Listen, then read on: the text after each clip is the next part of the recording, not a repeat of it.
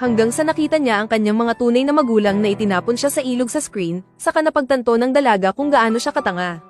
Ngunit itinuring niya ang dalawang masamang tao bilang kanyang pinakamalapit na kaibigan. Ang ama na umampon sa kanya na tumalikod sa kanya at nagpalaki sa kanya hanggang sa pagtanda, itinuturing niyang inutil at itinapon sa labas ng bahay. Sa ngayon, laking gulat niya at sinabing hindi pwede.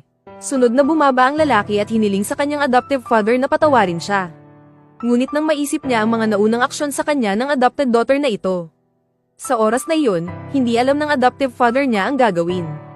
Sa wedding party pala niya, nakinig siya sa mga maling salita ng kanyang asawa, na ang adoptive father niya ay isang kidnapper. Na naging dahilan ng kanyang biolohikal na mga magulang na maingat na maghanap sa nakalipas na ilang taon. Kaya ininsulto niya ang kanyang adoptive father sa mismong seremonya, ginawa pa niya ang kanyang pag-ibig sa isang gawa na ikinagulat ng iba. Actually, ang adoptive father niya ang nangungunang bilyonaryo sa